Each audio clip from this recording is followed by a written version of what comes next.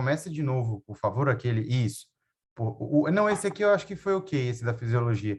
Agora aquele da tabelinha, com as... Esse. Isso, perfeito. Aí, por favor, vai lá. Bom, Ótimo. então, esse é um guideline que foi publicado recentemente agora, em 2022, semana passada, pela própria ELSO, que é a Extracorporeal Life Support Organization, e é importante a gente entender, principalmente com relação às pressões, o que ela indica para a gente que está acontecendo. Porque pode ser que o que está acontecendo na ECMO não seja um problema relacionado ao circuito, e sim uma condição clínica do paciente. Tá? Exemplo, se a gente pegar aqui esse primeiro exemplo aqui, a gente tem P1, né, como pressão de extração, como os limites, né, menos 50 a menos 100 de pressão negativa, P2, pressão pré-membrana entre 250 a no máximo 350, e a P3 entre 200 e 300. Aqui é o delta de pressão, tá? Então aqui a gente vai fazer entre a P2 e a P3, o delta, né? O fluxo e as rotações por minuto. Então, se a gente observar aqui, por exemplo, nesse caso, onde a gente tem uma diminuição, né, da pressão de extração, diminuição da P2, da P3, a gente tem diminuição de tudo, incluso o fluxo. O que pode estar acontecendo com esse paciente? Em algum destes cenários, pode ser um caso que o paciente esteja numa hipovolemia, ou num tamponamento pneumotórax, que é uma condição clínica, que é aquilo que eu comentei com vocês lá no começo, no primeiro ou no segundo slide, que a volemia do paciente é importante. Então, uma vez que a volemia não esteja ajustada, tudo isso vai interferir na performance do suporte que você está ofertando, e por isso a monitorização é importante, porque não necessariamente você vai ver só a redução do fluxo. Você vê através de todas as outras monitorizações que você está tendo uma dificuldade de extração do sangue. Tá? Então, isso pode ser uma causa de hipovolemia ou, às vezes, de uma causa mecânica, seja ela pela mau posicionamento da cânula, uma dobra, uma manipulação dessa cânula, tá? Por exemplo, aqui no último slide, na última indicação aqui, se a gente observar, você tem um aumento da pressão de extração, tá? Então, você tem um aumento, né? Aumento da P2 e da P3. Você fala assim, nossa, mas aumentou a pré-membrana e a pós-membrana, está muito acima. Pode estar acontecendo algum problema na membrana. Só que você observa o delta de pressão, que o que vai chamar a atenção desse delta, dependendo, né, dos protocolos, com 50 milímetros de mercúrio, isso já te chama atenção, um alerta ligado. 100 milímetros de mercúrio já seria já um excedente, dizendo que está tendo uma dificuldade desse sangue para passar dentro da membrana. Mas não é o que está acontecendo aqui, ó, porque ele diz que o delta agora ele está baixo. Então, o que ele está me dizendo? Consequentemente, eu tive uma redução do meu fluxo. Então, o que pode estar acontecendo com esse paciente? Pode ter aumentado a pós-carga desse paciente. Às vezes uma hipertensão, num ECMO veno-arterial. Então, agora o que acontece? A bomba encontra resistência na ejeção do fluxo, e aquilo como eu comentei com vocês, a bomba centrífuga é um dispositivo inteligente. Então, ela não vai competir com essa resistência. Ela te dá informação que automaticamente ela reduz o fluxo. Então, ela te dá uma informação que ela está encontrando resistência. E a partir daqui da análise das pressões, você já entende que o aumento aqui não tem nada relacionado à membrana, e sim está relacionado ao pós-membrana. Ou seja, aí você vai analisar se isso está relacionado a uma condição clínica do paciente, que pode ser uma hipertensão, ou se é algo relacionado a uma dobra ou um posicionamento da cânula inadequado. Então, por isso que é essencial, não dá para a gente fazer ECMO sem que a gente tenha monitorização do circuito, tá? Através das 3 pressões. Então, por exemplo, a gente tem aqui um caso para a gente fazer um primeiro raciocínio, né? A gente tem aqui a primeira gasometria pós-membrana, que eu comentei com vocês, né? Gasometria pós-oxigenador. E a gente tem essas pressões de acesso. Vejam que são pressões ok, então a pressão de extração está dentro do planejado, pressão pré-membrana e pós-membrana também dentro do desejado para o suporte ofertado para esse paciente. Só que o que acontece? Após 48 horas, a gente vai observar que esses parâmetros tiveram uma diferença significativa, principalmente no que diz respeito à questão da oxigenação. Desculpa. Com relação à oxigenação, a PO2 daquele paciente daquela membrana que estava saindo com 205, agora está saindo com 95. E a gente tem um leve aumento aqui desse PCO2, que estava sendo lavado de forma regular e agora está tendo uma leve retenção, né? Aí você fala assim, bom, mas tudo bem, eu tenho só gaso pós-membrana, né? Mas já me traz um alerta. O que acontece? Você olha lá na gasometria radial e vê agora aquela gasometria que tem o sangue do paciente em contribuição junto com o fluxo da ECMO, né? O sangue total agora nesse momento, você vê que diminuiu a PO2 do paciente e aumentou o PCO2 também em caráter sistêmico. E a membrana agora se comporta de uma forma, a pressão de extração ainda se mantém inalterada, mas o que chama a nossa atenção aqui agora? O gradiente que você tem entre a pressão de entrada e a pressão de saída. É um gradiente muito alto. Então, a partir dessa análise primária, né, dos parâmetros de pressões do circuito, vai te dar uma informação que você já liga o seu alerta e colhe uma gasometria. Quando você vai colher uma gasometria, esse tipo de parâmetro, desse delta aumentado, ele está te dando um indicativo que pode ser um problema de membrana. Então, a membrana não está oxigenando adequadamente. O que você faz? Dentro das 3 gasometrias que você pode colher quando o paciente está em ECMO, né? Seria a gasometria pré-bomba centrífuga, ou pré-membrana, desculpa, a gasometria pré-membrana, que seria a gasometria do acesso venoso central, praticamente, de sangue venoso. Você tem a gasometria pós-membrana, para analisar a performance da membrana, e a gasometria radial do paciente, que é o que está acontecendo da contribuição da ECMO com o fluxo nativo do paciente. Só que como eu tenho esse gradiente aqui alterado, o que me chama a atenção, fala assim, bom, então eu acho que a minha membrana pode estar tendo algum problema, porque eu não estou conseguindo oxigenar adequadamente. O que a gente faz? A gente colhe uma nova gasometria pós-membrana. Eu tenho a confirmação que mesmo eu aumentando todos os meus parâmetros, aumentando dentro do meu misturador de gases a mistura, aumentando a vazão de oxigênio, tudo aumentando o fluxo, eu não tenho melhora, eu tenho a confirmação disso. O que isso pode estar me trazendo de informação agora, que está acontecendo? A falha do oxigenador, trombose. Observem aqui esses pontos mais escuros, nas laterais do oxigenador. Isso, com o tempo, pode acontecer, tá? Mesmo que a gente trabalhe com uma anticoagulação adequada, todos os oxigenadores vão acontecer depósito de fibrina com o passar do tempo, e pode acontecer, sim, a formação de coágulo, tá? Então, é importante que a gente faça essa inspeção visual, ok, mas aqui, principalmente, as medidas de pressão vão te dar os indicadores do que está acontecendo, você vai para uma segunda análise, que seria da gasometria pós-membrana, e você confirma que agora que você tem uma falência de oxigenação. Então, seria já um indicativo para fazer a substituição do oxigenador. Então, por isso que eu falo para vocês que é importante a gente ter as monitorizações, porque fora disso é como se a gente estivesse dirigindo no escuro, né? Então, o que a gente espera desse paciente quando ele entra em ECMO, né? Uma rápida reversão do quadro clínico hemodinâmico, seja ele de parâmetro respiratório ou hemodinâmico respiratório, tá? E, por exemplo, do que eu estou falando isso para vocês? Se a gente trouxer uma ideia da questão ventilatória, tem um estudo publicado no Blue Journal, ele traz essa seguinte característica aqui para a gente do que chama atenção, né? Que é a ventilação mecânica durante os pacientes da síndrome de angústia respiratória.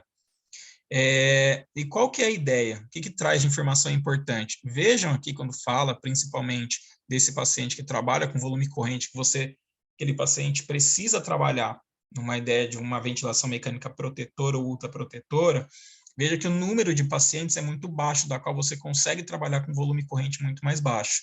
Diferentemente quando você tem esse paciente dentro dos primeiros dias em ECMO, quase que aproximadamente 70% desses casos, tá? Driving pressure, que trabalha dentro de uma linha de corte, de trabalhar com uma driving pressure no máximo em 15 ou abaixo de 15, dentro da ECMO, vejam aqui como você consegue possibilitar isso ao paciente, justo pelo aquilo que a gente comentou, né? Uma vez que a ECMO diminui a carga de trabalho do pulmão, que ela consegue trabalhar entre 50% e 70% do fluxo do paciente oxigenando esse sangue fora do corpo, dá possibilidade agora desse pulmão trabalhar com carga reduzida, volumes correntes mais baixos, driving pressure também aqui dentro da linha de corte, você consegue repousar esse pulmão de uma maneira mais efetiva. Quem trabalha com linhas de raciocínio ainda, você pode avaliar pela mechanical power, então essa energia do ventilador mecânico transmitida para os pulmões, né? Então você vê aqui antes da ECMO, e uma vez desse paciente em ECMO, como você consegue reduzir. Então, a ECMO traz esse benefício para manter essa proteção e esse pulmão trabalhar agora praticamente em repouso, tá? Então, essa seria uma condição da gente trabalhar de um ECMO respiratório, um ECMO veno-venoso. Quando a gente fala do ECMO veno-arterial, né, ele traz também para a gente aqui umas condições. Por exemplo, só fazendo um parênteses com o ECMO veno-venoso, do que chama a atenção é que aquele paciente, por exemplo, que ele vai entrar em ECMO, ele está saturando baixo, está saturando, vamos colocar aí 92. Você entra em ECMO e a saturação desse paciente salta para 100. Você fala assim, nossa, legal, resolvemos o problema do paciente. Aí a gente vai, vira as costas e vai embora. Só que não é assim, né? Por quê? Porque o paciente entrou em ECMO, bateu 100 de saturação, mas ele ainda está com os parâmetros de ventilação mecânica ali muito altos. O que precisa ser feito agora nesse momento? Reduzir parâmetros de ventilação mecânica, porque agora eu tenho um dispositivo que vai conseguir trabalhar esse suporte de oxigenação sanguínea.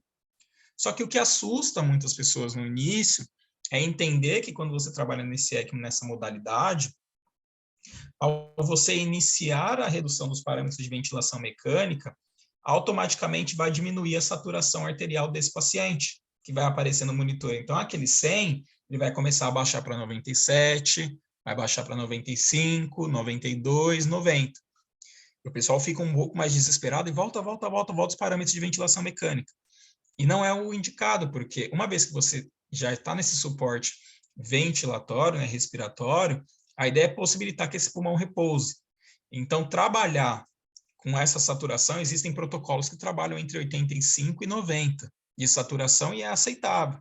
Trabalhar com essa razão permissiva, tá? Para justamente você dar essa condição do repouso do pulmão. Então, quando que você vai ter essa saturação batendo 100%? No início da ECMO, mas depois você vai titulando esse paciente com uma ventilação mecânica protetora ou ultraprotetora.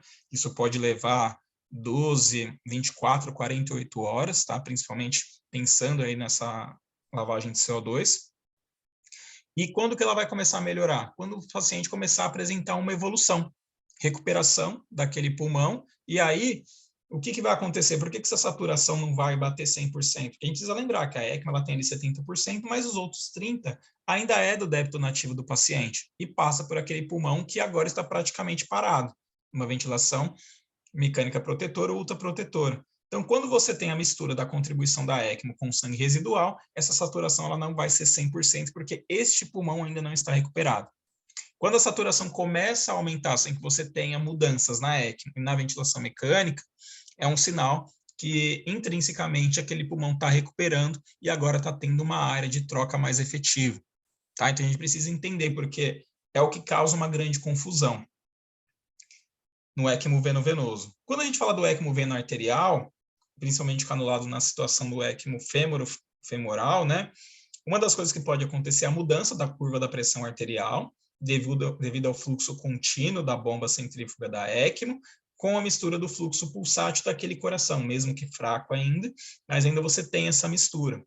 E o que traz de um ponto importante quando a gente fala da questão do ECMO veno-arterial, né? A gente vai trabalhar com uma saturação próxima agora de 95% a 100%, porque a gente está bombeando agora sangue para a circulação sistêmica com pressão, e o pulmão do paciente é um pulmão bom, considerando a doença de base, né? Só que o que traz de interessante aqui? Por exemplo, esse tipo de ECMO, o ECMO veno-arterial fêmoro-femoral, a gente tem aqui um fenômeno que é chamado mixing cloud, que é a nuvem de mistura, né? Que é o quê? É o encontro do fluxo pulsátil do coração, do débito nativo, com o fluxo contínuo gerado pela bomba centrífuga. E o que acontece nessa situação aqui? Uma vez que você tem essa nuvem de mistura jogada para baixo, o que isso significa para a gente, né? que aquele coração ele está apresentando uma boa força de contração ventricular. Então, ele está numa situação de melhora clínica, tá? Então, automaticamente, você tem a diminuição do fluxo da ECMO, porque a bomba centrífuga ela não vai competir agora com o fluxo do débito nativo do paciente. Porém, se a gente trabalhar numa ideia que aquele coração esteja fraco e não tenha força suficiente, automaticamente, ao entrar em ECMO, o fluxo da ECMO vai jogar essa nuvem de mistura próximo da aorta proximal, aqui, tá? Próximo do arco da aorta. E o que é uma coisa que a gente precisa ter cuidado quando trabalha no ECMO veno-arterial é principalmente pensar, trabalhando nesse ECMO veno-arterial fêmuro-femoral, é que o ECMO veno-arterial, ele trabalha já de largada, né, começando a ECMO, aumentando a pós-carga do ventrículo esquerdo, porque você tem esse fenômeno acontecendo. Então, o que acontece? Se você aumenta o fluxo da ECMO, o que acontece? Você joga essa nuvem de mistura para cima. No primeiro momento, você consegue melhorar a perfusão para a circulação superior, só que em contrapartida, você aumenta a sobrecarga do ventrículo esquerdo. Então, é o que a gente fala, fluxo alto não é amigo do ECMO veno-arterial. Então, tem que tomar muito cuidado que nem tudo na ECMO se resolve aumentando o fluxo, tá? Porque nessa condição, tanto é que o ECMO veno-arterial, em algumas condições, ele é considerado um ECMO de tiro curto. É aquele paciente que ele vai entrar e se vislumbra uma recuperação desse ventrículo em torno aí de 5 a 7 dias. Caso esse coração não se recupere, a ideia é migrar esse paciente para um dispositivo mais avançado. Seriam ventrículos artificiais ou até as bombas de propulsão agora, mas para um suporte de longa duração, tá? Então é interessante sempre a gente pensar nisso, porque não adianta a gente aumentar o fluxo da ECMO para aumentar a perfusão sistêmica, em contrapartida a gente pode causar até a questão de uma congestão pulmonar por aumentar aqui, jogar essa nuvem de mistura e fazer um fluxo retrógrado de ventrículo esquerdo, átrio esquerdo, até chegar nos pulmões do paciente, tá? Então, são condições aí que merecem uma atenção quando a gente trabalha no ECMO veno-arterial fêmuro-femoral. Tanto é que é isso que eu conversei com vocês. Passando aí 5, 7 dias, a equipe já tem um planejamento para mudar esse paciente para um suporte ou fazer uma descompressão de cavidade, porque sempre lembrar que apesar da ECMO fazer a extração do sangue, você tem ainda drenagem dentro do átrio esquerdo. Então, se esse coração não tiver o mínimo de função ventricular, a tendência é que esse volume se acumule no átrio esquerdo, ventrículo esquerdo, e você pode ter um quadro de congestão pulmonar. Tá? Então, você aumentando demasiadamente o fluxo da ECMO, você piora a condição clínica do paciente. Então, se vislumbra entrar em ECMO veno-arterial para recuperação orgânica e sistêmica, e dentro de alguns dias que esse órgão se recupere. Caso ele não se recupere, outras medidas são elaboradas aí para que a gente não tenha piora dessa recuperação desse coração. Tá? E aí eu pergunto para vocês, né? Como é que a gente avalia agora, como é que está o suporte da ECMO, né? A gente avalia até para saber se a ECMO está sendo efetiva para esse paciente, se esse paciente está respondendo, através de coleta de 3 gasometrias. Seria ela a avaliação, né, a gasometria pré-membrana. A gente poderia colher aqui na pré-bomba? Poderia, também porque é sangue venoso. Porém, aquilo que nós comentamos, aqui é uma área de risco, indicada não manipulação, porque a entrada de ar é muito provável, porque é pressão negativa. Então, aqui também é sangue venoso, só que agora com pressão positiva. Então, você pode fazer a opção de coleta desse sangue aqui da amostra como se fosse uma avaliação do retorno venoso central, para avaliar a extração. Então, quanto que o seu ECMO está sendo efetivo e quanto que o paciente está extraindo daquilo, para você observar se realmente está sendo efetivo o fluxo e oxigenação que você está trabalhando. Gasometria pós-membrana, então a gasometria pura e simples para a gente avaliar a performance do oxigenador de membrana, se ele está oxigenando ou removendo gás carbônico de forma adequada, tá? E a gasometria radial do paciente, radial sempre contralateral ao sítio de canulação. Por que contralateral? Porque aqui na radial, o que eu vou ter agora? Sangue proveniente da ECMO e o sangue do débito nativo do paciente. Então, eu tenho agora uma ideia para saber se esse coração ele está em franca recuperação ou não.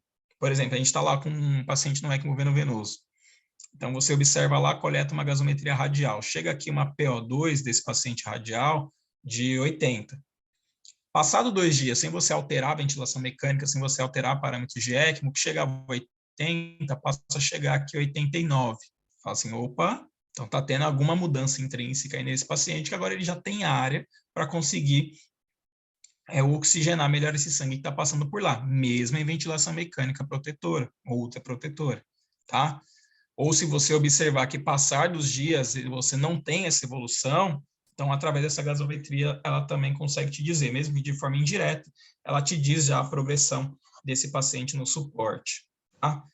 Por exemplo, aqui, numa situação de um ECMO veno-venoso, você passa lá do lado da beira-leito da UTI e observa, assim, nossa, mas tá legal, né? Tá com fluxo bom, tá extraindo bem o sangue, e você observa, mas alguma coisa te chama atenção. Aí você pede as gasometrias para saber se está tudo bem, né? Chega uma primeira gasometria aqui para a membrana. A gasometria estava ok, só que quando você observou o circuito desse jeito, você pede uma nova gasometria. E ela chega com esses parâmetros agora. E você começa a reparar que tanto a linha de extração como a linha de devolução estão com cores iguais. Isso por si só já chama muito a atenção, tá? Você observa nessa condição, vai procurar entender o que está acontecendo com aquele paciente. Olha uma gasometria radial e vê que a PO2 daquele paciente diminuiu, a PCO2 aumentou e a saturação também diminuiu. Então, o que pode estar acontecendo nesse caso, né? Uma vez que a gente observa aqui as gasometrias, que a gente está observando a gasometria pré-membrana, veja que a gasometria pré-membrana, ela está oxigenando muito agora, removendo bem o gás carbônico, mas de forma sistêmica isso não está sendo efetivo. Então, o que pode estar acontecendo nesse caso, né?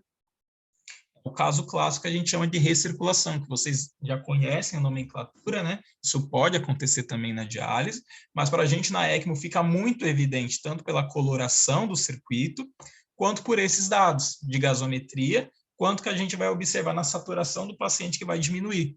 Porque agora o que acontece? A gente está oxigenando aqui numa circulação fechada, como se a gente fizesse um shunt, né? Oxigena mais o sangue do circuito do que o sangue que está retornando para o paciente. Então, por isso é importante a gente coletar as gasometrias também e entender as mensagens que ela está passando para a gente, porque aí a gente consegue dar esse primeiro sinal e investigar essa causa da recirculação. E que é essa comunicação, né? É você aspirar o sangue oxigenado para dentro do circuito novamente. Porque dentro dos principais fatores da recirculação, e é um ponto importantíssimo, que é que a recirculação ela só acontece para nós dentro do ECMO veno-venoso. Assim, Bruno, mas por que não acontece no veno arterial? Porque na situação do veno-venoso, a gente trabalha dentro do mesmo território. Então, a gente trabalha com veia e veia, tá? Além disso, por que isso acontece, essa situação clínica? O posicionamento da cânula, tá? E o direcionamento do fluxo da ECMO, porque as cânulas são cânulas retas, então sempre vai existir um grau de recirculação. Então, quanto mais você aumenta o fluxo da ECMO de forma demasiada, como a cânula não é curva, você precisa de uma cânula reta para fazer essa inserção aqui,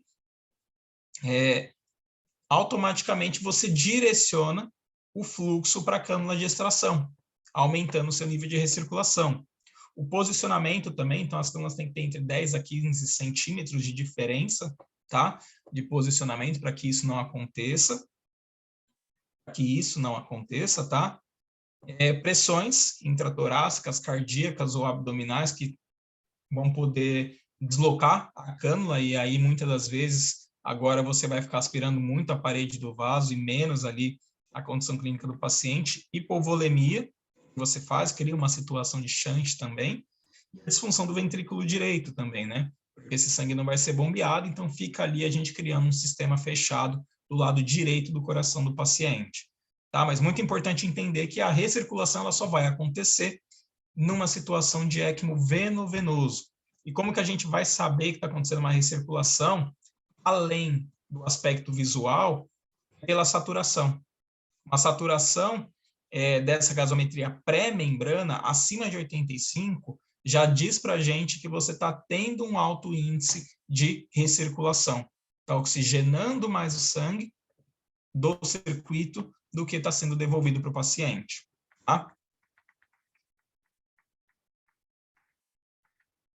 anticoagulação dentro das monitorizações. Então, é importante, e é o grande calcanhar de Aquiles aí da ECMO, tá? Por que eu digo isso para vocês? A monitorização é feita através do controle do tempo de coagulação ativado e o TTPA. Então, trabalhar dentro dessas margens, se possível, né? Trabalhar com padrão ouro, que seria o anti-10A. E por que eu digo para vocês que é o calcanhar de Aquiles da ECMO? Porque trabalha muito dentro dessa questão de sangramento e formação de coágulo. Porque pode acontecer situação que a membrana estará formando coágulo e o sítio de canulação sangrando. E aí entra a grande dúvida, né? E aí, o que a gente faz agora? Para a heparinização e termina de coagular todo o circuito? Ou mantém esse paciente heparinizado e corre o risco desse paciente piorar esse sangramento e acontecer até um sangramento cerebral? Então, é importante que tenha essa ideia do time de ECMO para todo mundo conseguir fazer uma discussão, às vezes entender que é um fator ali que você pode corrigir e conseguir controlar. Então, a anticoagulação é fundamental e é importante que seja monitorizada para que a gente tenha uma viabilidade desse suporte. Tá? Fazer uma inspeção do circuito, uma vez que já esteja em SEC, então o objetivo é manter o circuito salvo, realizar sempre que possível, por exemplo, em troca de plantão, coleta de amostras, tá? Realizado pelos especialistas em ECMO, e a verificação é uma verificação que você precisa de materiais simples, né?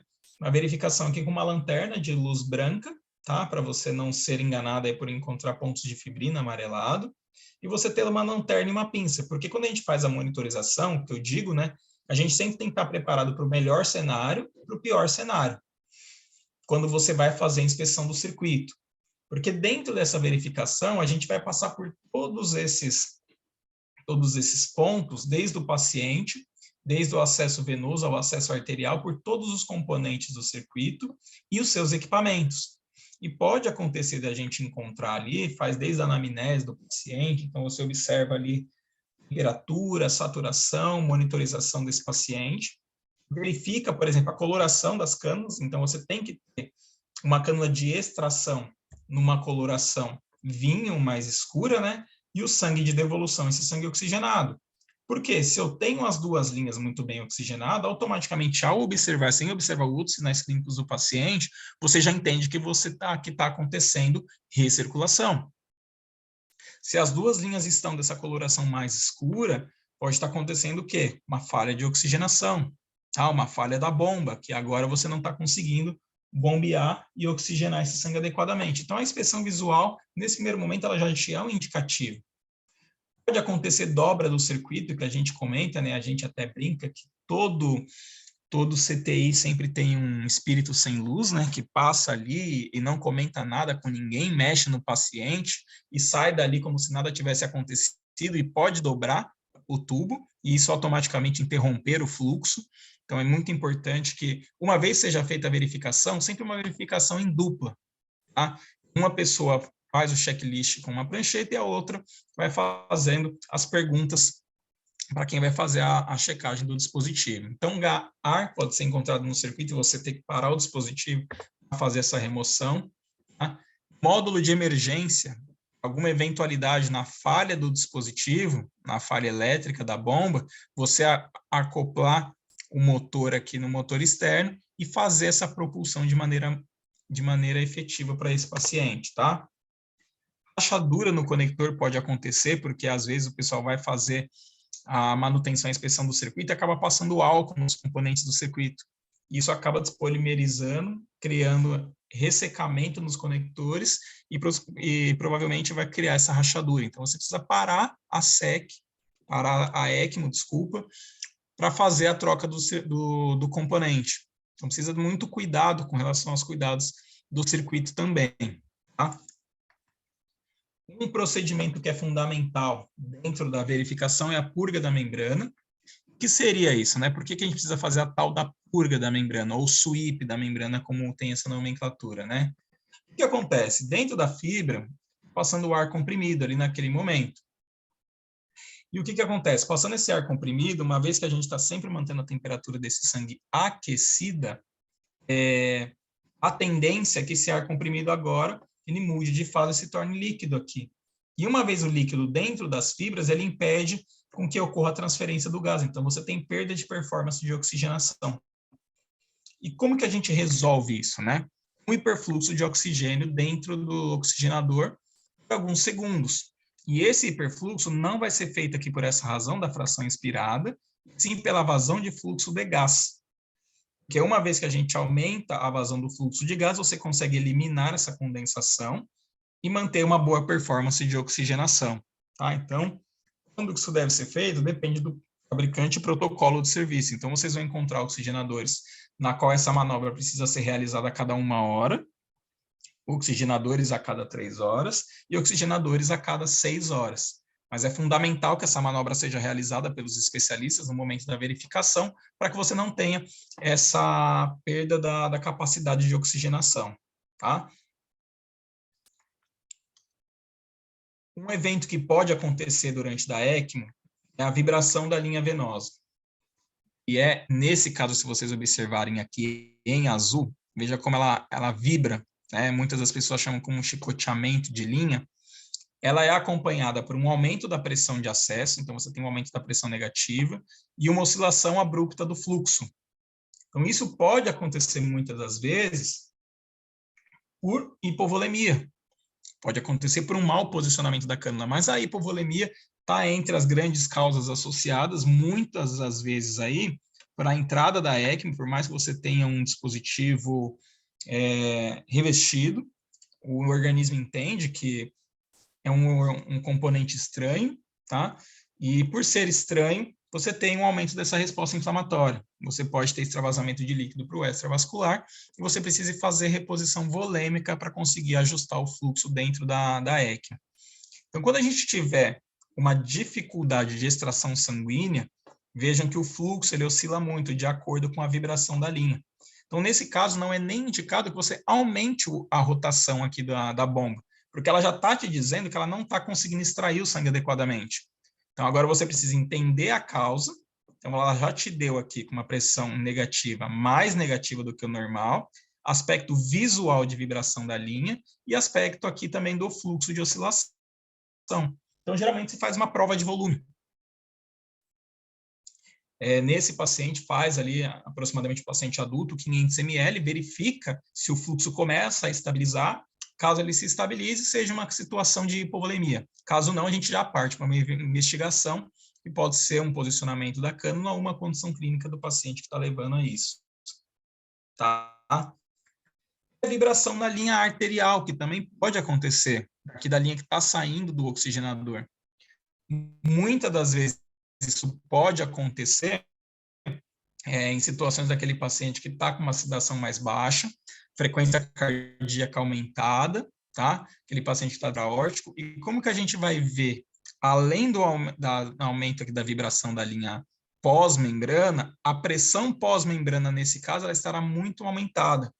A pressão pós-membrana e a pressão pré-membrana, sem alteração do gradiente, me dizendo que o que está acontecendo agora é da membrana do oxigenador para frente. E a gente vai analisar qual é o possível causa. Tá? Se pode ser um posicionamento da cânula, mas geralmente acontece por ser uma sedação, algo que aumente o fluxo sanguíneo na condição clínica do paciente e o dispositivo encontra resistência nesse momento. Tá? Então, por isso é importante a gente ter essas monitorizações de pressão e entender pelo aspecto visual o que está acontecendo com o paciente. Então, para toda a monitorização, é importante que a gente tenha kit de emergência, com todos os componentes que a gente vai fazer essa verificação, tá? Ter ao lado ali do carrinho da ECMO para te socorrer. Protocolo. Tudo que a gente fala de ECMO, o ECMO precisa de protocolo, tá? Para qualquer que seja o componente, tá bom? A gente entender agora quais procedimentos podem ser realizados em ECMO. Então, podem ser procedimentos relacionados ao circuito, diagnóstico, cirúrgico em geral e para remoção de líquidos, que é o nosso foco de interesse aqui. Os procedimentos estão relacionados ao transporte do paciente para fazer aqui uma tomografia, transitar esse paciente entre hospitais, então a gente precisa entender a questão de nível de bateria, de equipamento, uma vez que a gente não tem mais o blender, veja que o blender está aqui desligado, mas agora a oxigenação acontece por um torpedo com oxigênio puro. Então, tudo isso, a dinâmica do hospital, corredores, tudo isso precisa ser mobilizado para que isso aconteça de forma segura, tá? Levar esse paciente para poder fazer uma porque pode acontecer eventos neurológicos aí que precisam de uma avaliação, tá? Um ultrassom aquele paciente que às vezes vai necessitar de um novo acesso vascular, então você consegue ter essa obtenção a partir desse exame, mesmo sendo realizado em ECMO. A broncoscopia, a lavagem concaveolar daquele paciente, melhorar essa condição clínica, então vocês verificam aqui, ó, o sítio de canulação, então esse paciente está em ECMO, o paciente pode ser realizado sem problema. Descompressão do ventrículo esquerdo, então tudo pode ser realizado. Então é importante que a gente tenha ideia do time de ECMO para que todo mundo trabalhe em conjunto, tá? E um dos procedimentos que a gente trabalha seria a remoção de líquido, sendo ela feita, por exemplo, nesse caso aqui, por um sistema de hemodiálise. A gente vai entrar em detalhe para entender um pouco mais como que ele se relaciona com o nosso dispositivo, tá? Quando a gente trabalha principalmente nessa ideia de remoção de líquido, a gente tem algumas alternativas. São elas: primeiro, o hemoconcentrador é um dispositivo utilizado na cirurgia cardíaca, tá? Para a circulação extracorpórea. É um dispositivo que possui o mesmo material do hemodializador, tá? Então é a mesma fibra. Porém, o que ela traz de diferença aqui? O poro. Então ela vai filtrar moléculas de até 20.000 Daltons. Então ela não é projetada para remover essas escórias, tá? Ela trabalha sobre um regime de pressão hidrostática. E o que acontece? A gente trabalha com esse dispositivo agora e você não tem o banho sendo realizado dentro do dispositivo, tá? Então a ideia é fazer o quê? A gente concentrar o sangue nesse momento e fazer a remoção de líquido do sangue do paciente, tá? Concentrar isso de uma maneira efetiva. Então, ele pode ser lançado mão, ele não tem uma bomba específica, porque ele trabalha com uma pressão positiva já do sistema da ECMO, tá? Então, com a pressão positiva, você já consegue essa pressão hidrostática dentro do dispositivo e fazer a remoção de líquido. Então, seria um dispositivo acessório para aquela condição inicial, para você fazer uma remoção abrupta, tá? Porque a gente trabalha dentro dessa principal característica. E o que aconteceria para esse paciente, né? O sítio de inserção traz para a gente sempre um desafio.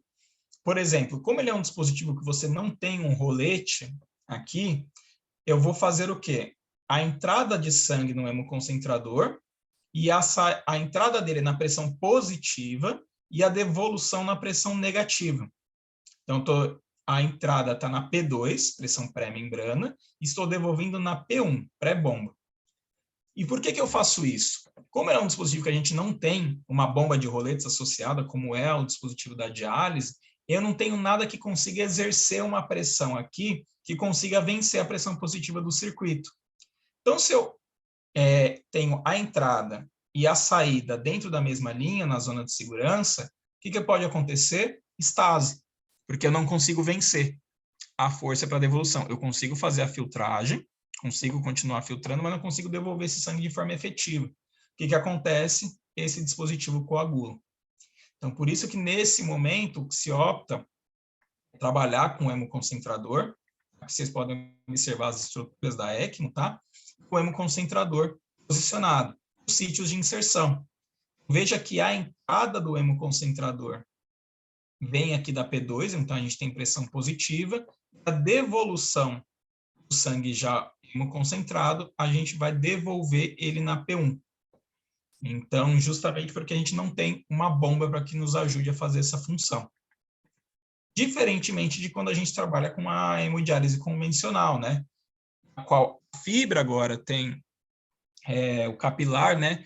Tem agora a porosidade para moléculas de até 50.000 Daltons, você tem o banho, né, associado a essa terapia, e você consegue fazer a remoção de escórias também desse paciente. O que chama atenção quando a gente tem a diálise, a hemodiálise associada aqui à ECMO? Principalmente os pontos de acesso, tá? Então, a gente pode ter a opção aqui de ter a entrada do sangue pela P2, então, com pressão positiva e devolução na pressão 1 da pressão negativa, ou a gente pode trabalhar as duas dentro da pressão negativa. E o que chama atenção quando a gente fala isso, tá? Desses cenários. A gente precisa lembrar que essa pressão de entrada da ECMO é uma grande pressão que sempre vai dar um pouco de problema no ajuste do dispositivo, porque é uma pressão que ela vai trabalhar muitas das vezes aí com 250, 300, às vezes, de pressão, e isso pode impactar aqui na performance da máquina. Então, muitas das vezes, o pessoal fala assim, nossa, mas não dá para fazer a diálise ou a hemodiafiltração com a ECMO, porque a gente precisa, a máquina para a todo momento, tá? E a gente precisa entender o porquê que isso está acontecendo.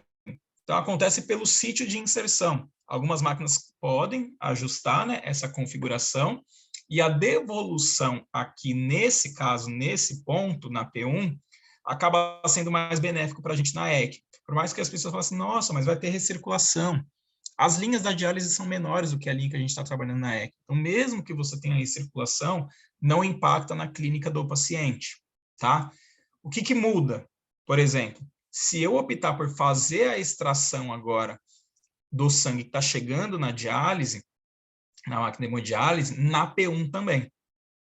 Por quê? A gente precisa lembrar que a bomba centrífuga já está fazendo uma pressão negativa para fazer a sucção do sangue do paciente.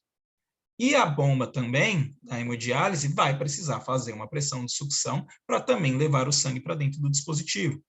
Então, a soma de duas pressões negativas pode ser ruim para esse paciente, pode interferir. Então, você pode ter oscilações de fluxo e uma instabilidade hemodinâmica desse paciente. Então, por isso que muitas das vezes, quando você trabalha na questão da hemodiálise, pode trabalhar dentro da própria zona de segurança, tá? Então, fazendo a entrada dentro do dispositivo no início da zona de segurança e a devolução pós-zona de segurança para diminuir essa questão que a gente estava falando, né, do shunt, ou então trabalhar dessa forma, entrada pela P2 e a devolução na P1, porque agora você está devolvendo com pressão negativa dentro da pressão negativa da bomba. Então, a interferência que você tem no suporte que está dando, ele é mínimo, tá? Então, vendo isso de uma maneira geral, eu consigo mostrar o vídeo agora para vocês de novo, né? E a gente vai observar que nesse cenário, agora, as duas linhas estão conectadas na zona de segurança. Vou fazer uma pausa aqui para mostrar para vocês. A gente observa aqui, os dispositivos estão aqui, a bomba centrífuga e o oxigenador. Então, a gente tem aqui a saída da bomba centrífuga, tá? Então, a gente está trabalhando aqui dentro da P2, que é a zona de segurança, zona de pressão positiva, e a gente tem a entrada e a saída da hemodiálise dentro dessa zona. Então, muitas das vezes, algumas equipes optam por trabalhar aqui, dentro da linha de pressão positiva, tanto para a extração e devolução do aparelho da hemodiálise, justamente se você tiver alguma intercorrência, você ainda tem aqui o oxigenador como um anteparo para fazer essa retenção, aí, que seja de microbolhas, para você parar o dispositivo, tá? Mas pode ser que a devolução seja feita na pressão positiva também. O que traz aqui para a gente de informação são os ajustes que precisam ser feitos na máquina com relação à pressão, tá? Então, quando que a gente vai falar, por exemplo, que a hemodiálise ela pode causar uma instabilidade no paciente? Se a gente instala a hemodiálise, dá instabilidade no paciente. Quando você tem aqui associado a extração do sangue que está indo para a máquina, na mesma linha de extração do sangue venoso. Então, você tem um aumento de pressões negativas. E isso vai causar essa instabilidade, tá? Uma vez que você tem esse dispositivo montado, na qual você está fazendo a extração de um ponto de linha positiva, agora você está tratando do circuito. Você não está mexendo na hemodinâmica direta do paciente, tá? Isso, para a gente, é um grande diferencial, quando a gente trabalha pensando no dispositivo associado. Pensar nisso também, porque às vezes já aconteceu, a gente ter essa comunicação, o paciente está com balanço positivo, 6.000 positivo, aí chamaram a diálise. Chegaram o pessoal lá, vamos fazer hemodiálise? Vamos, começou a hemodiálise, e aí falou assim, legal, a gente conseguiu zerar. Falei, pô, legal, zeraram como? Em quanto tempo vocês conseguiram tirar? Não, a gente não conseguiu tirar nada, por isso que o balanço é 0. Aí eu perguntei para eles, falei, gente, mas por quê? Não, porque a gente tentou tirar e não tinha volume. Então, entender que esse volume, às vezes, esse balanço positivo, ele está no extravascular, e a gente precisa trazer esse volume do extravascular para trabalhar essa terapia, ele é fundamental. Então, por isso que a ideia da ideia do time, entender como todo esse sistema funciona, é fundamental. Porque senão a gente acaba queimando uma terapia que poderia ajudar esse paciente justamente quando a gente vai trabalhar nessa ideia de reduzir essa sobrecarga hídrica para esse paciente. Tá? Então, a gente consegue trabalhar dentro desse dispositivo, tá bom? Então, a hemodiafiltração vai trabalhar para a gente também dentro desse mesmo cenário, dentro dos mesmos sítios. O que muda para a gente agora é o fluxo que a máquina trabalha, né? Então, vai trabalhar agora com fluxos menores e o ajuste das pressões associadas aonde se opta por instalar a ECMO no dispositivo, tá? O que traz o ponto de discussão, que é ECMO, a hemodiálise, ECMO mais hemodiálise, ou seja, hemodiálise dentro da ECMO, e hemodiálise mais ECMO, ou seja, ECMO dentro da hemodiálise, é a mesma coisa? Parece, né? Mas não é. E por que eu estou dizendo que parece, mas não é a ideia? Que a gente precisa entender, por exemplo, que quando a gente tem ECMO mais hemodiálise, a hemodiálise está inserida dentro do circuito da ECMO. E qual que é o objetivo nesse momento? Né?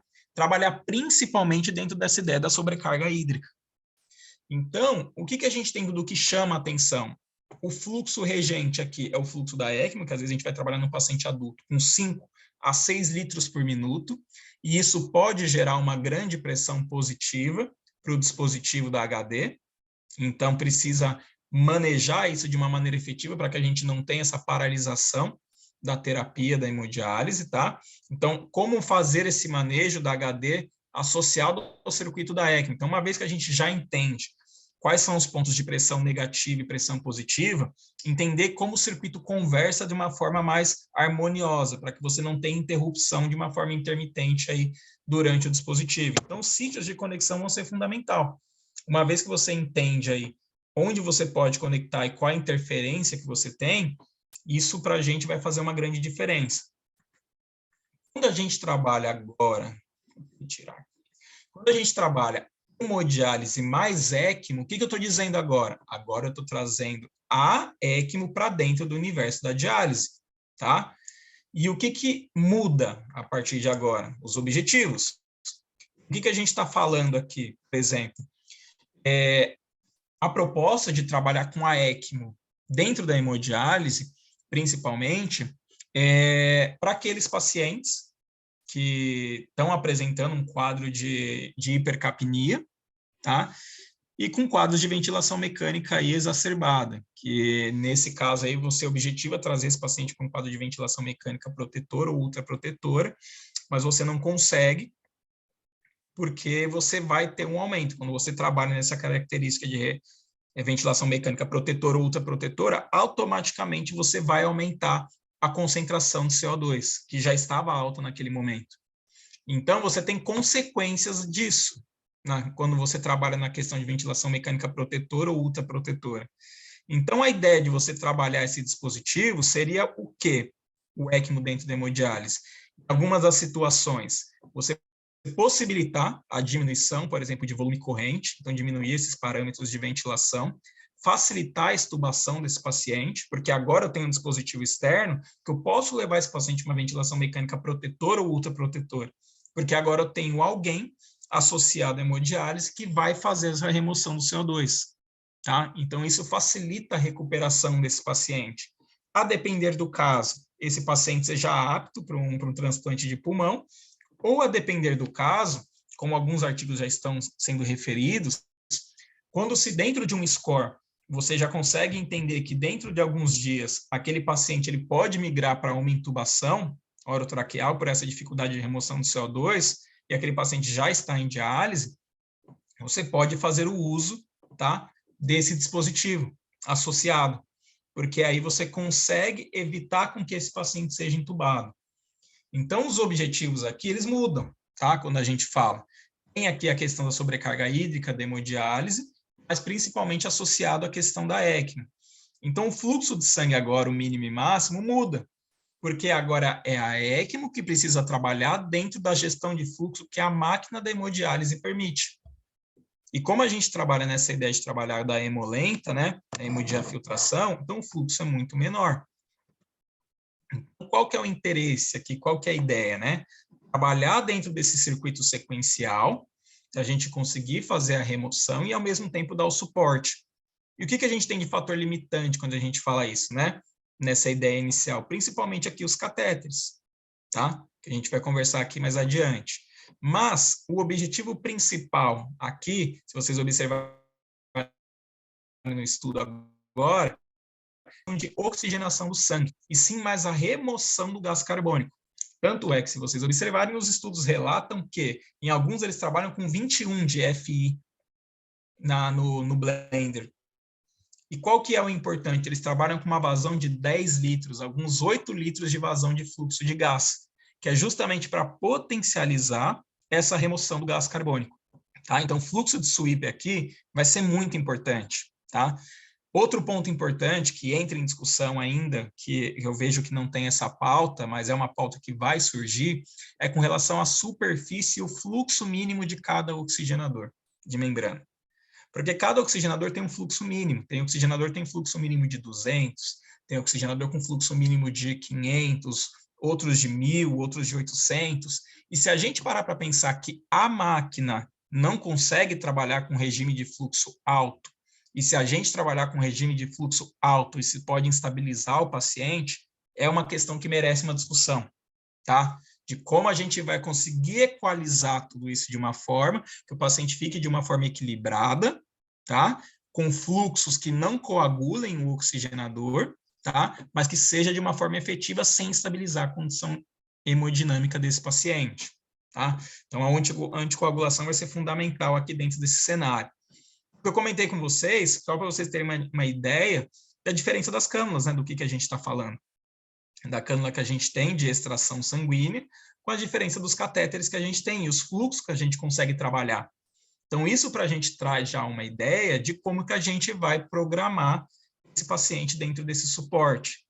Veja que a gente tem também aqui as cânulas de duplo lumen, que podem ser inseridas aqui na jugular do paciente para fazer esse trabalho.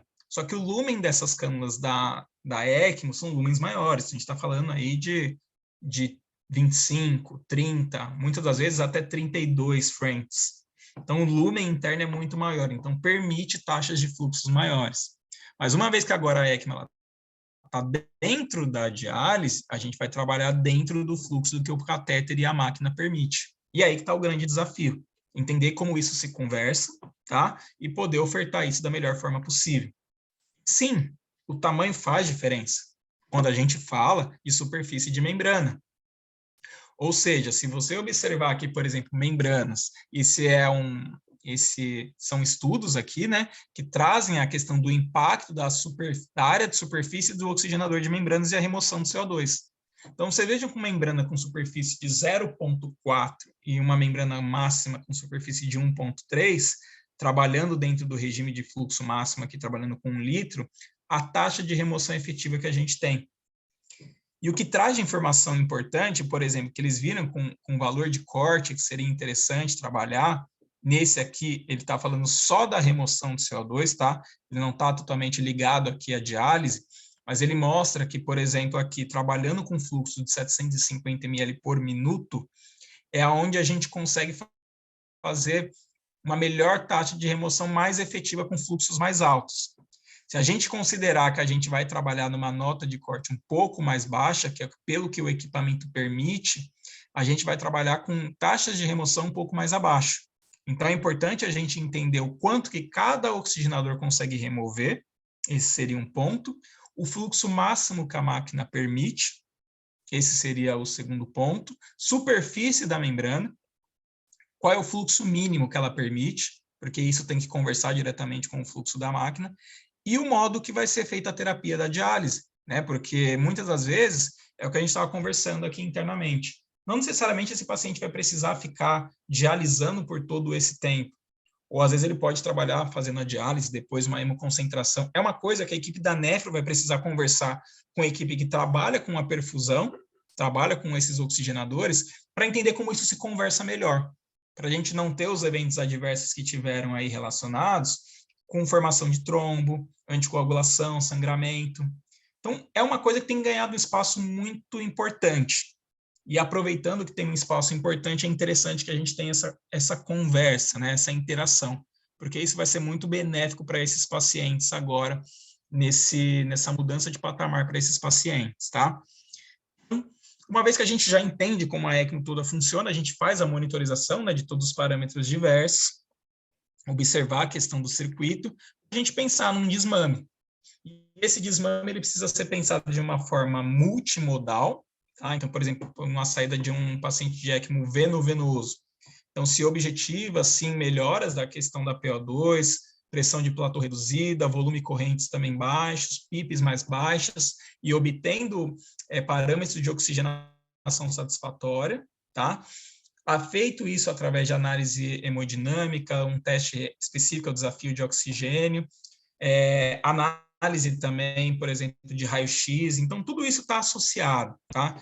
E o desmame é diferente. O desmame de um ECMO veno-venoso, você não mexe no fluxo da bomba. Por exemplo, você está ali com 4 litros na bomba de sangue passando por minuto, não é ali que você mexe. A gente vai trabalhar no fluxo de gás, a gente vai trabalhar no misturador de gases e reduzir a ventilação realizada naquele sangue que passa no dispositivo, porque agora eu quero fazer um teste de autonomia para verificar se esse pulmão agora já está apto para conseguir assumir as suas atividades, tá?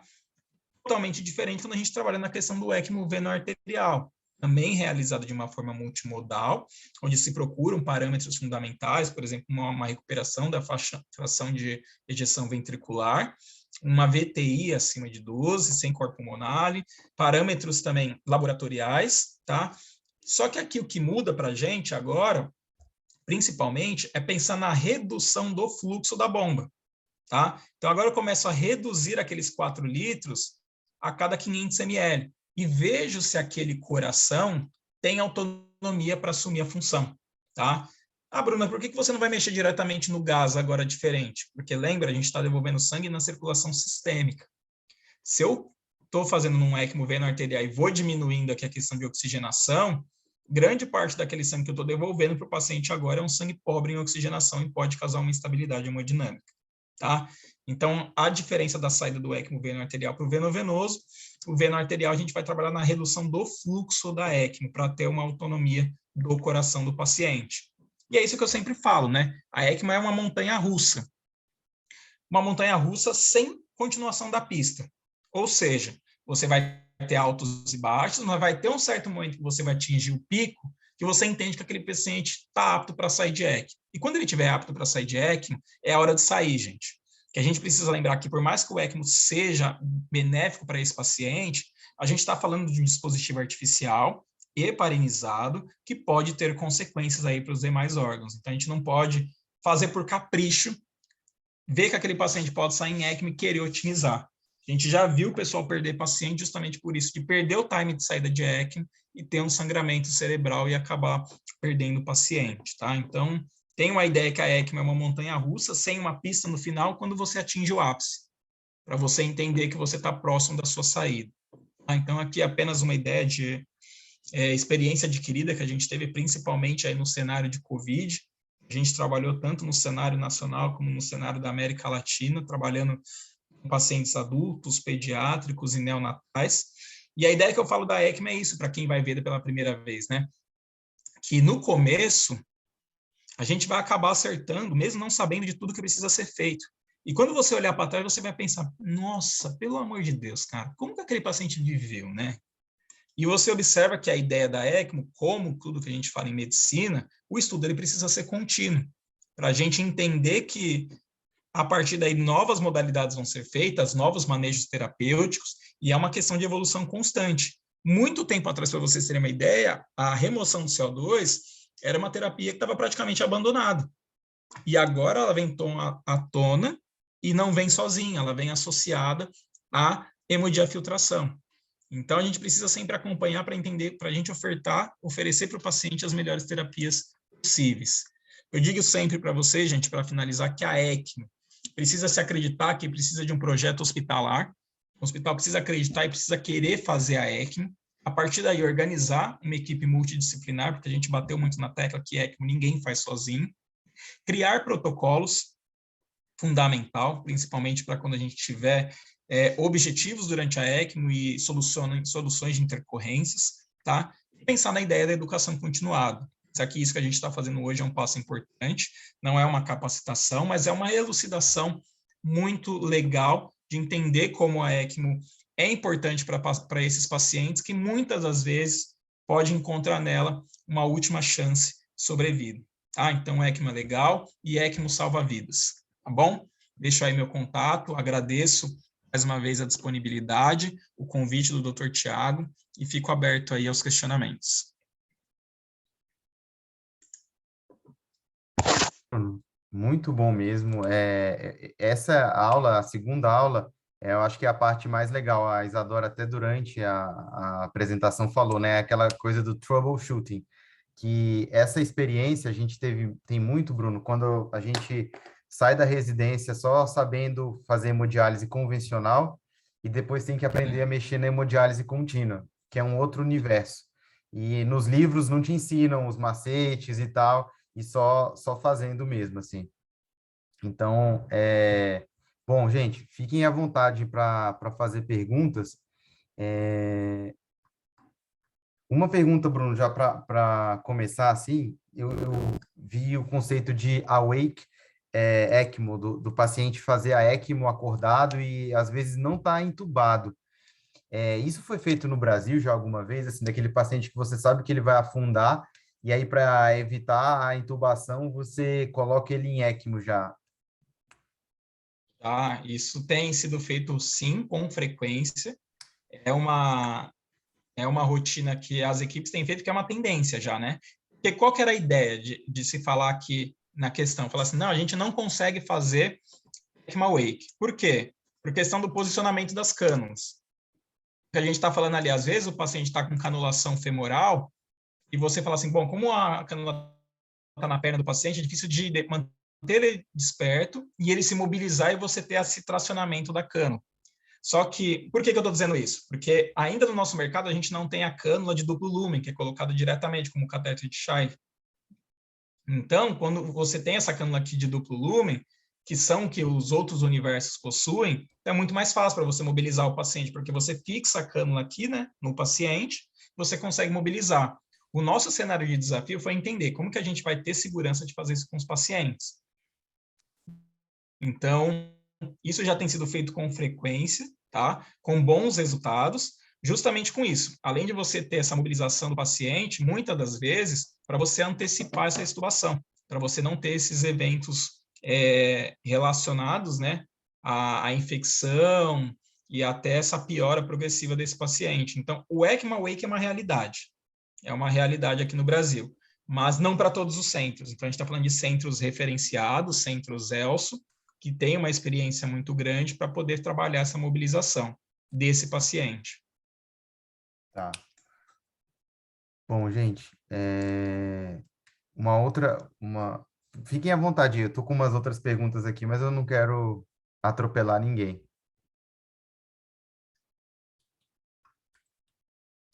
Se alguém quiser entrar também, ligar o áudio, ligar a câmera, fiquem à vontade. Bom, então, se vocês estão deixando, eu vou continuando aqui. Não, existem, em alguns centros, assim, a equipe dos perfusionistas fala que é contraindicado ligar o circuito da diálise no circuito da ECMO. A gente já passou por essa experiência aqui em Brasília, e eu acho que, tendo essa conversa, eu acho que a diálise não atrapalha a ECMO. É tão simples a conexão, mas a gente já teve essas situações, assim, da equipe da ECMO, do perfusionista, falar que não pode, só atrapalha. E, assim, eu acho que a primeira escolha, digamos que o paciente está em ECMO e precisa de diálise, é ligar na ECMO. Você evita um acesso que vai ser um sítio para infecção, você evita um acidente de punção num paciente que está anticoagulado pela ECMO. Então, acho que quando nos hospitais que começam a crescer na ECMO, tem que ter uma relação muito estreita da equipe de nefro com os perfusionistas, né, para estabelecer isso, que é algo normal, algo tranquilo. E eu acho muito legal essa parte do troubleshooting, porque em várias situações não vai ter perfusionista. Não tem perfusionista para o número de ECMOs que acontecem. E eu não sabia disso, eu achava que era obrigatório ter um perfusionista lá, e não é, né? O tratamento pode rolar com um intensivista.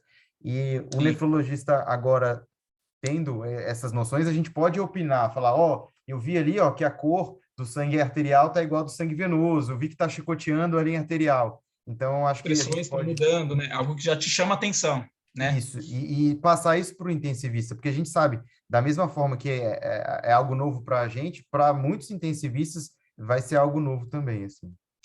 Sim, eu discordo dessa questão, acho que o pessoal tem mais medo discordo da questão do perfusionista dizer que a ECMO causa problema que a diálise causa problema na ECMO. Eu acho que é muito disso que a gente conversou no início, que de instalar o dispositivo associado, você tem uma instabilidade. Só que você não sabe o porquê que ele está causando essa instabilidade, né? Muitas das vezes é por isso que eu estou comentando com vocês. O sítio de inserção, de conexão do dispositivo, se você, por exemplo, conecta o sangue que a diálise vai puxar no mesmo sítio que a ECMO está puxando, você aumenta demasiadamente a pressão negativa. E isso causa uma sucção abrupta no paciente. Pode mudar a hemodinâmica e instabilizar o paciente. Agora, você dizer, por exemplo, você vai trabalhar num paciente com uma hemodiafiltração, que você já trabalha um fluxo mais reduzido. Isso causar uma instabilidade seria muito difícil isso acontecer. Então, é mais essa questão dessa relação, entender aonde vai ser instalado. E, por exemplo, eu acho que quando eles observam lá que, instalou, a máquina está apitando, a máquina vai parar, a diálise vai coagular. Aí a pessoa fala assim, mas a perfusão não me avisou. Aí fica aquele joga para lá, joga para cá, mas é uma ideia principal dos dois conversarem e entender que, assim, o circuito ele se conversa, mas você precisa entender quais sítios você pode conectar. Você pode conectar em qualquer parte do circuito, só que você precisa entender como que você vai adaptar o seu equipamento dentro da ECMO, que é aquilo que eu conversei, que é diferente da diálise dentro da ECMO e a ECMO dentro da diálise. Tudo muda. Parece que são procedimentos iguais, mas tudo muda. Sim, perfeito. E eu acho que assim, quando também o perfusionista entende o que o nefrologista está fazendo, ele pode também opinar. Um exemplo da ultrafiltração. Por exemplo, os técnicos que a gente trabalha têm muita experiência em diálise contínua. Se eu colocar uma ultrafiltração de 300, 400 ml hora, ele vai falar, doutor, eu acho que está demais. Ele mesmo vai sinalizar isso. E a mesma coisa do perfusionista. Pô, se ele sabe que o paciente está chocado ali, eu não vou conseguir ultrafiltrar 400 ml por hora, entendeu? Então, para os dois lados, assim, eu acho que ajuda bastante, sabe? Você ter uma dupla checagem em tudo que se está fazendo, assim, eu entendo dessa forma. E é que nem a gente conversou dessa ideia, o paciente está com balanço positivo excessivo, está lá com uma sobrecarga hídrica, mas está no extravascular. Geralmente na ECMO se opta por fazer um soro com albumina. Só que aí se você não tem um soro com albumina, não são todos os centros que vai ter isso à disposição. Às vezes, com o próprio dispositivo da diálise, você pode conseguir trabalhar de uma forma para trazer esse líquido do extra para o intravascular e depois você dialisar. Então, você tem alternativas para fazer. Isso eu conversei, e assim, nefrologistas me falaram, e até especialista técnico que trabalha com material de hemodiálise. Então, é um tipo de conversa que, às vezes, até o usuário ali, o perfusionista, ele não sabe. E trocar uma conversa assim com quem trabalha na diálise, fala assim, tudo bem, mas será que a gente consegue trazer esse volume de uma outra forma, que não seja só com volume e albumina? Existe esse manejo. E às vezes eu vejo que o pessoal para aí. Fala assim, não tem volume, então a gente não vai dialisar. E morre aí. Entendeu? Então, E uma ninguém se curiosidade. compromete de nenhum do lado, nem o perfusionista, nem o pessoal ali da diálise, e fica por isso mesmo, sabe? E uma curiosidade que eu tenho em relação àquele dispositivo, que eu esqueci o nome agora, mas é a ultrafiltração que você pode conectar no circuito da ECMO sem ter a bomba. O Como que você... hemoconcentrador. Hemoconcentrador. O que a gente chamaria aquilo lá era ultrafiltração. No passado, a diálise era feita assim, você ligava a artéria na veia e era a propulsão da pressão arterial que fazia o fluxo ali no circuito. Como que você faz para regular a ultrafiltração? Então, nesse caso, existe, que a gente faz, né? Que aí seria uma adaptação, tá? Se você utilizar o hemoconcentrador. As equipes acabam utilizando um equipo de soro. Então, você tem uma saída. Deixa eu ver se eu consigo colocar aqui para vocês do hemoconcentrador de novo. Vamos lá. A gente não perdeu tempo, vou mostrar para vocês. O hemoconcentrador, eles conectam o quê? Um equipo de soro na saída do hemoconcentrador E a partir daí eles conectam numa bomba de infusão. A bomba de infusão, você faz ela de forma reversa, você consegue controlar a quantidade de volume. Então, eles colocam aqui na saída, vou colocar o ponteiro que é mais fácil. Aqui eles conectam o equipo de soro, e esse soro vai dentro da bomba de infusão. E a bomba de infusão, você controla quantos ml por minuto você quer retirar do paciente. Então, o sangue ele continua passando por dentro do dispositivo, só que aí você regula o quê? A quantidade de líquido que você quer tirar. Ah, legal. Entendeu? É uma adaptação. Não é algo que vem pronto das indústrias, porque é um dispositivo que ele veio para ser utilizado na cirurgia cardíaca. Então, algumas das equipes acabam lançando mão disso antes da hemodiálise. Então, para fazer esse controle, eles acabam conectando aqui um equipo de soro e conecta na bomba de infusão. Ah, legal. Perfeito. Bom, gente, então são 9 horas. Eu acho que ninguém quer comentar mais nada, mas foi uma satisfação muito grande, Bruno. Tenho certeza que todo mundo que pôde participar aqui aprendeu bastante, e como a gente disponibiliza isso depois no nosso canal do YouTube, muita gente que não pôde participar vai assistir. Daqui a umas semanas eu vou compartilhar com você o número de views do vídeo, você vai ver que vai estar entre os mais assistidos da SBNDF. Então, muito obrigado. Se você quiser encerrar com algumas palavras aí, fique à vontade. Legal, eu agradeço o convite. Eu acho que é muito importante a gente trabalhar, não, agora eu não estou falando como Bruno da indústria, eu falo como Bruno perfusionista, a gente ter essa interação, porque é isso que fortalece a ideia da gente trabalhar da ECMO como um time. Então, é entender como cada personagem desse time de ECMO pode contribuir de uma forma positiva para a recuperação desse paciente grave, que pode estar tendo dentro dessas terapias uma última chance aí de sobrevida. Então, eu fico muito contente, eu agradeço, eu de vir aqui como perfusionista, né, conversar dentro de uma área médica e a gente poder conversar e trocar uma ideia muito bacana. Então, para mim foi um prazer muito grande. Eu fico à disposição para que vocês precisarem. E eu quero acompanhar a próxima aula, que eu já vi que vocês vão conversar com quem já está fazendo o ECOR, associado à diálise. Então, eu quero continuar dentro desse mundo e aprender também um pouco mais com vocês, que é aquilo que eu comentei, a ECMO é aprendizado contínuo, e esse bate-papo é enriquecedor. Então, agradeço mesmo, obrigado por essa chance, por essa oportunidade, e fico à disposição sempre que vocês precisarem. Beleza. Então, gente, muito obrigado. E daqui a 15 dias nós estamos de volta novamente. Vai ser uma aula sobre fluidos, sobre o estudo Basics, e depois a outra vai ser a de ECOR com o Thiago Romano. Mas a gente vai disponibilizando isso nas nossas mídias sociais para todo mundo poder se programar. Então, Legal. boa noite a todos. Tchau, gente. Boa noite, pessoal.